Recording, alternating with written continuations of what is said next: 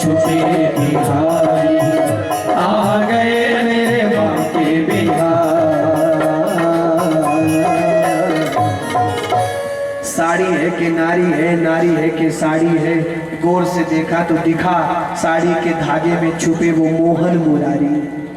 साड़ी के अंबार लगा दिए। संत यहाँ प्रमाण देते हैं 10 करोड़ मीटर साड़ी। कितनी? 10 करोड़ मीटर साड़ी का ढेर लगा। ठाकुर ने लाज बचाई। कहा क्यों आई ठाकुर लाज बचाने? कहा एक बार सुदर्शन चक्र धारण करते करते ठाकुर जी की उंगली कट गई थी, तो द्रौपदी ने पचरंगी साड़ी फाड़ करके ठाकुर जी की उंगली पर बांधा था। ठाकुर जी ने कहा बहना तेरी लाज बचाऊंगा मैं एक दिन, देखना। वो साड़ी का एक टुकड़ा बांधा हुआ आज ठाकुर जी ने साड़ी के ढेर लगा दिए। दुर्योधन दुखी हो गया, ये कृष्ण यहां भी आ गया, ये छलिया, ये मायावी, ये कपटी मेरा हर बना बनाया काम बिगाड़ देता है। तो शिशुपाल बगल में बैठा था दुर्योधन के।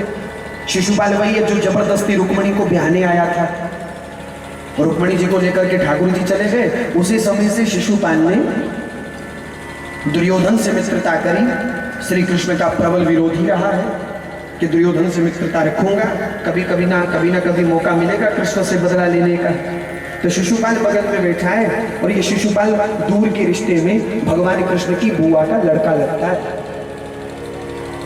और ज्योतिषियों ने इसकी मां को कहा था कि इसकी मौत कृष्ण के हाथों में, क्योंकि जन्म के समय में शिशुपाल की 100 भुजाएं थी, और ज्योतिषियों ने कहा था कि जिसकी नजर पड़ने से तेरे बेटे की 98 भुजाएं झड़ जाएं और 2 रह जाएं, उसी के हाथों तेरे पुत्र की मौत होगी। तो भगवान जब बुआ को बधाई देने के लिए गए बेटे होने की, तो देखा और जैसे नजर पड़ी शिशुपाल पर दृष्टि पड़ती 98 भुजाएं झड़ गई, 2 रह गई।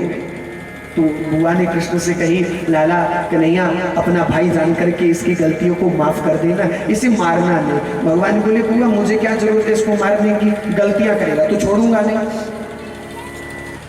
बेटा, अपना छोटा भाई जान करके इसकी गलतियों को माफ कर देना। कहा ठीक है बुआ वादा करता हूँ 100 गलतियां माफ करूंगा इसकी, ऊपर एक भी हुई तो मार डालूंगा। तो शिशुपाल खड़ा हुआ शरे दरबार में, दुर्योधन के कहने पर लगा ठाकुर जी को गालियां निकालने। छलिया, कपटी, चोर, स्वार्थी, न जाने क्या क्या बोल रहे हैं।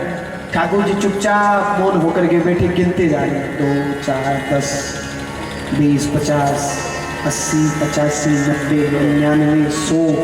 जैसे 100 हुई 101वीं गाली देने लगा। भगवान ने कहा बस, तेरी माँ को तेरी 100 गालियां माफ करने का वादा किया था, तू हद पार कर चुका है। भगवान ने उसी समय सुदर्शन चक्र से शिशुपाल का वध कर दिया।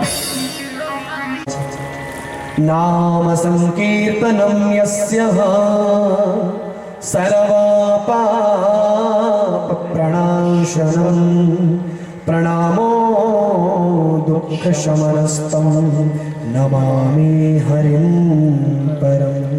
जिन भगवान के कल्याणकारी नाम का स्मरण करने मात्र से जन्म जन्मांतरों के पाप ताप जल करके नष्ट हो जाते हैं। जिन भगवान की कथा का निचोड़ सार अंश केवल और केवल भगवान नाम ही है, नाम स्मरण नाम चिंतन ही जिस भागवत का सारांश मूल रूप है।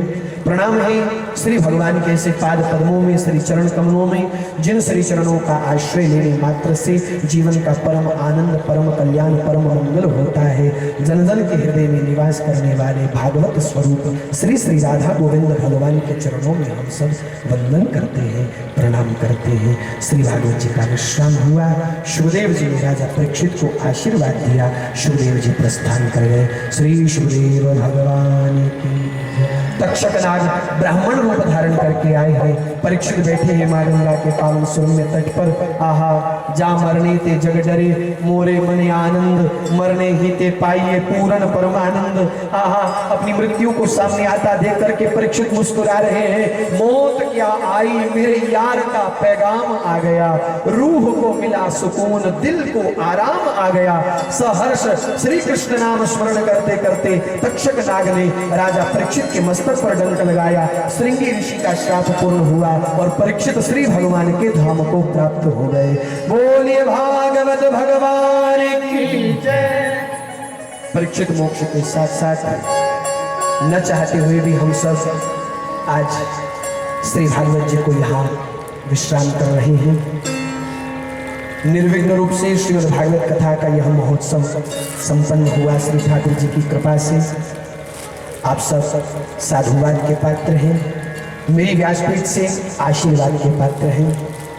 ये साधुवाद मेरे अपनी ओर से नहीं है, मेरा अपना कोई बल सामर्थ्य नहीं है। आप सबसे अवस्था में छोटा भी हूँ, सब मेरे वयोवृद्ध बैठे हैं, मेरे भाई बहन बैठे हैं, मेरे माँ बाप की अवस्था के सब बैठे हैं। अवस्था में बहुत छोटा हूँ, हर प्रकार से अयोग्य हूँ, लेकिन ये प्रभाव, ये महिमा इस व्यासपीठ की है। व्यासपीठ ये ठाकुर जी की गोदी है। इस व्यासपीठ पर बैठने वाला न कथा सुना रहा है, न कोई नीचे बैठकर के कथा सुन रहा है।